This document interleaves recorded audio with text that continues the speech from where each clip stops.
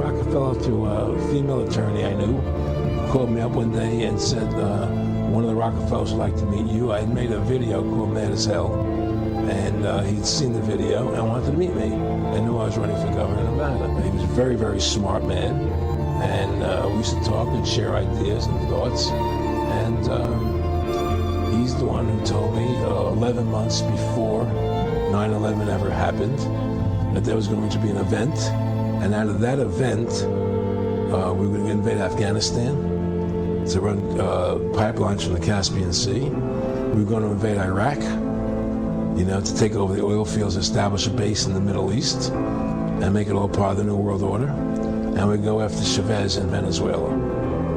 And sure enough, later 9/11 happened.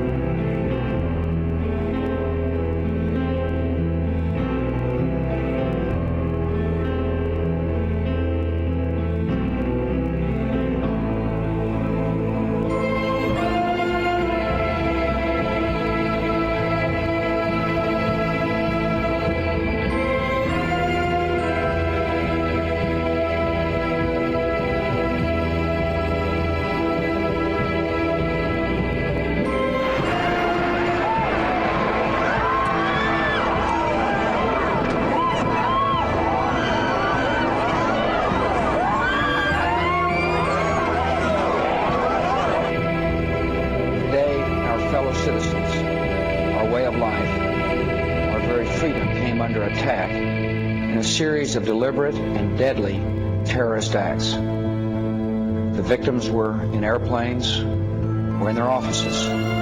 Secretaries, businessmen and women, military and federal workers, moms and dads.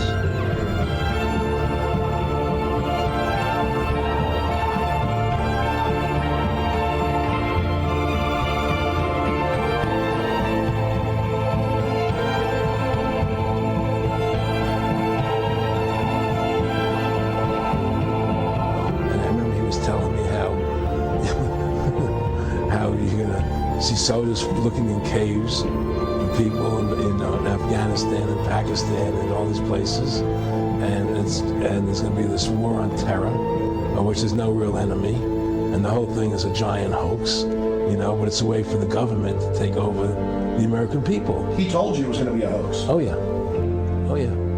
there's no question.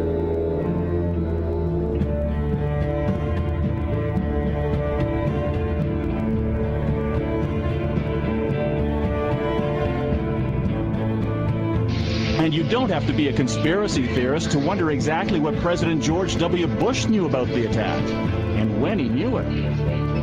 According to the official White House version, it was at this moment in a Florida classroom that Bush learned the second plane had hit the World Trade Center and that the U.S. was under attack. But here's what George Bush himself said almost 3 months later when asked about September 11th. I was sitting outside the classroom waiting to go in, and I saw an airplane hit the tower of a TV. The TV was obviously on, and I used to fly myself, and I said, well, there's one terrible pilot. And I said it must have been a horrible accident. But I was whisked off there and didn't have much time to think about it. Now, wait a minute. George Bush was told about the second plane while he was inside the classroom. So you just heard him describe seeing the first plane crash on television that day. But that's impossible. No one saw the first plane crash on TV on September the 11th because the videotape of it didn't surface until the next day.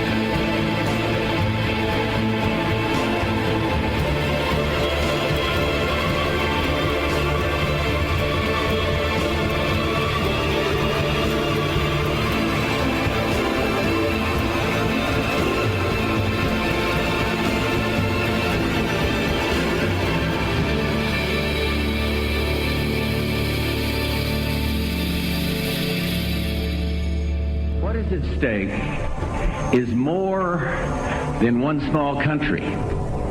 It is a big idea, a new world order.